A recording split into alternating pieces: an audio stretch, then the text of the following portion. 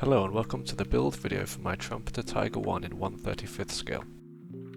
I start the build by assembling the hull. This kit is not bad for a trumpeter / hobby boss kit. It has some good detail out of the box. The armor plates have a nice rolled steel texture which looks good enough for me, so I won't need to add it myself with putty.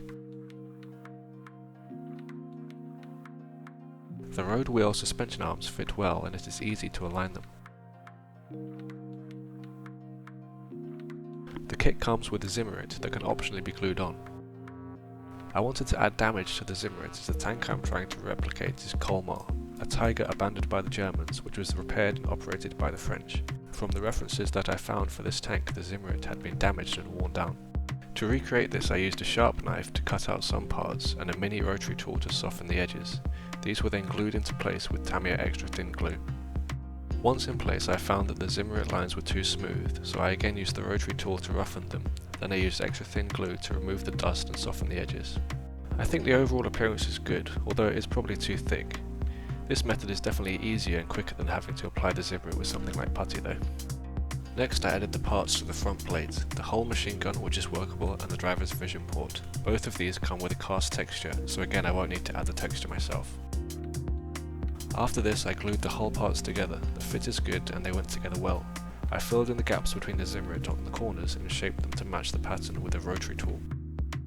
Now I start preparing to assemble the tracks. I wanted to glue them into shape but still want to be able to remove them after so that I can paint them separately.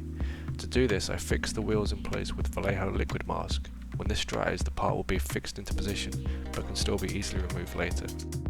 Then to make the track I prepare sections of track and glue them together all at once. Once I have a few sections I can try to wrap them around the wheels before they are completely set so I can get the desired shape. Once it has dried I remove everything and set it all aside for painting later. Next I used a knife to create flame cut marks along the armor plates. First I score lines with the knife tilted in one direction, then I repeat it with the knife tilted in the opposite direction. This will cause some small parts to get cut out. I clean off the removed parts, then use extra thin glue to smooth it. One of the distinctive characteristics of Colmar is a dent on the front of the tank. This was caused when the tank collided with another Tiger. Using a rotary tool I carved out a dent to replicate this.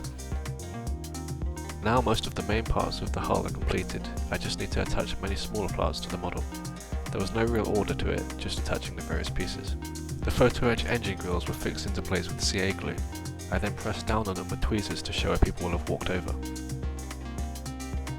Next I built the hatches. I think these could be workable, or at least they can be post open, but I glued them closed. After this I added the tools and other small parts. I decided to not add the tow cables to the model as I thought maybe they would be removed for whatever reason. The cable holders also have wing nuts, which is a nice detail, but I'm not sure if they're exactly to scale. Finally I added the exhausts. These were also fixed in place with Vallejo liquid mask as I plan to paint them separately. And with that the hull is complete and I can start working on the turret. Like the rest of the kit, the turret is simple and goes together well. I bought a metal barrel from Voyager model to replace the one in the kit, as the detail is better and I won't need to worry about it being bent or having seam lines. The Voyager model set comes with a resin gun mantlet, but I chose to use the one in the kit as it has the Zimmerit texture. The kit gives you the option to use parts with or without Zimmerit. There are large patches of Zimmerit removed on the front sides of the turret. This is where the French would have scraped the German markings from the turret. The turret machine gun in the kit was slightly damaged. Luckily I had a gun barrel that I didn't use in my T-72 build, so I used this instead. It isn't exactly the same, but I think it's hard to see the difference when it is fitted. Now I just attach the remaining parts to the turret. Like with the hull, I also added flame cut marks along the armor plates of the turret.